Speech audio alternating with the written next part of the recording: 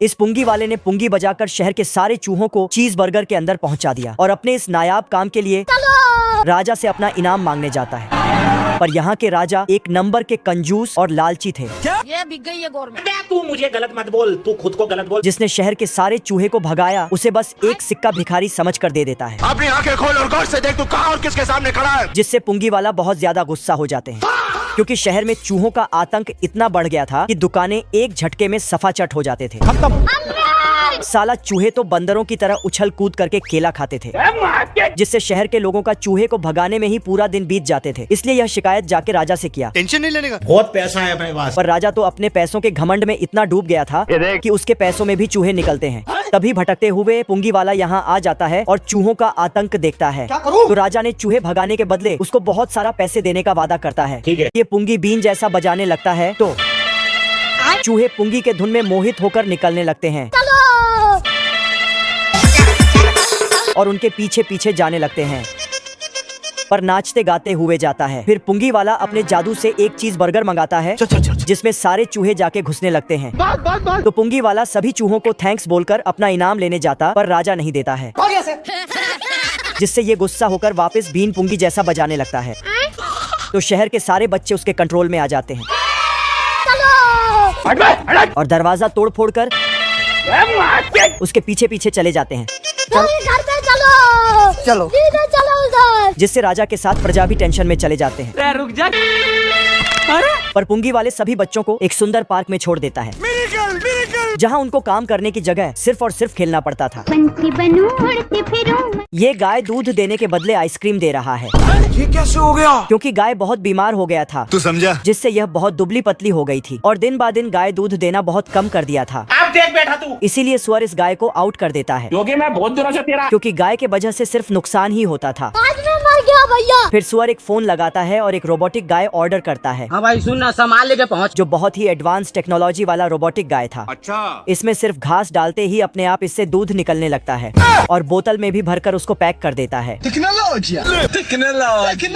तभी सुअर का बेटा दौड़ के घास उठाता है और इस असली गाय को खिलाने लगता है। चल चल उठ, चल बहुत हो गया। लेकिन गाय घास के जगह पैर खाने लगता है, तो उसके पैर को निकालता है पर फिर से घुस जाता है। तो दोनों पर बैठा तो सुअर को ही।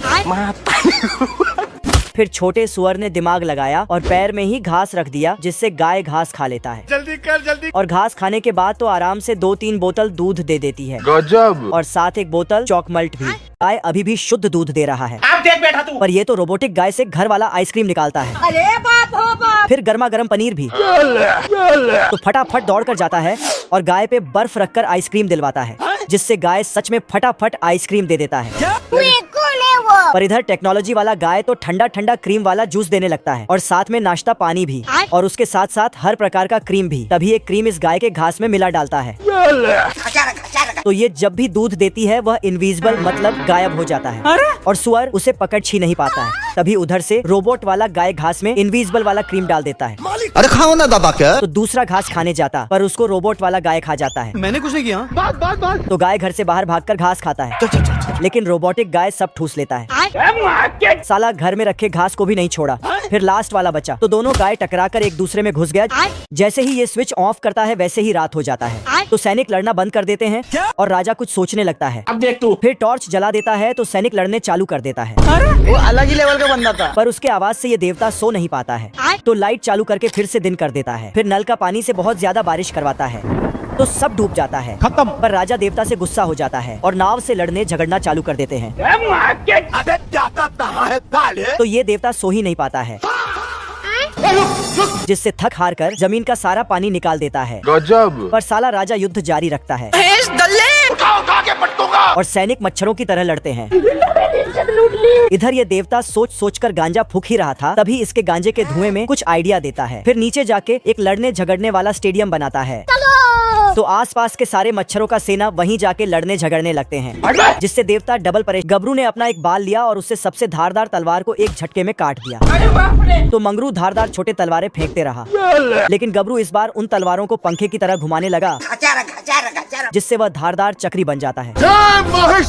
और फिर उस चक्री को मंगरू के पिछवाड़े में चक्कर काटा दिया। फिर उधर से गबरू अपना डोले शोले लेके दौड़ता है, पर मंगरू एक रस्सी में इस छमिया को लटकाकर भगा ले जाता है। किधर है? गए उड़ता ही फिरूं। पर गबरू उसे रोकने के लिए रस्सी को ही सीढ़ी बनाकर चरच जाता है और हीरो गिरी करता है, लेकिन साला इसका पोपट हो जाता है और नीचे टपकने लगता है, पर अपना सिगार से ऊपर की तरफ आयरन मैन जैसा जाने लगा। इन हवाओं में कहीं लेकिन मंगरू कालीन में घुस गया और गबरू भी, और अंदर ही अंदर फाइट होता है जिसमें गबरू ही जीतता है।